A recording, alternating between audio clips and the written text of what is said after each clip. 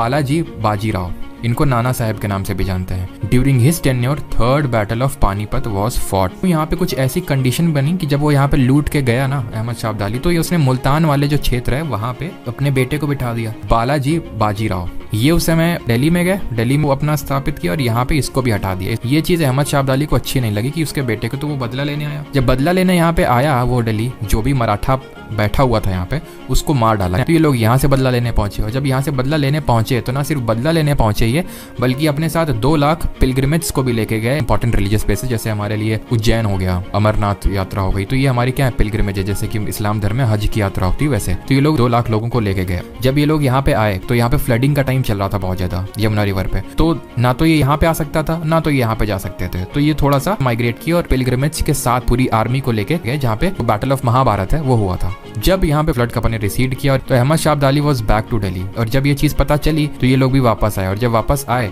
तो यहाँ पे अहमद शाह अब्दाली था और यहाँ पे मराठा ऊपर से नीचे उतर रहे थे। अब यहीं बीच में जगह पड़ती है पानीपत हरियाणा में, और यहीं पे हुआ वॉर। अब ये जो वॉर है the third battle of Panipat, it is one of the deadliest war in the entire history. इतने लोगों की डेथ हुई कि आप इमेजिन भी नहीं कर सकते हैं। जो ये फिगर है दिया जाता है 2 लाख से लेके 5 लाख लोगों की मृत्यु हुई, और उसमें से मोस्टली ये जो पिलग्रिमेज की मैं जो बात कर रहा हूँ वो भी थे। इस बैटल में इनके टाइम पे तो हुआ बालाजी बाजीराव के टाइम पे, लेकिन ये लड़ने नहीं गए थे। क्यों? क्योंकि ये शादी में बिजी थी, दूसरे शादी कर रहे थे अपने। तो अपने जो सबसे बड़ा बेटा था विश्वास राव, जो कि उस समय 17 साल की उम्र की था, और सदाशिव राव भाऊ जो इनके एक मिलिट्री जनरल थे, इनको भेजे थे ये। और जब इनको भेजे तो इन दोनों लोगों की यहाँ पे हो गई मृत्यु। जीत भले अहमद शाह अब्दाली की हुई, दैट डजंट मीन कि अहमद शाह अब्दाली ने कोई बहुत कुछ कॉन्कर कर लिया, उसका भी उतना ही डैमेज हुआ। वैसे समझ लो थोड़ी सी उसकी जितनी आर्मी थी उसमें से बहुत ही थोड़ा सा कॉम्पोनेंट बचा, और जब थोड़ा सा कॉम्पोनेंट बचा मराठा भी एक तरह से एकदम खत्म हो चुके थे। इनके लिए बहुत डेडलीस्ट वॉर था।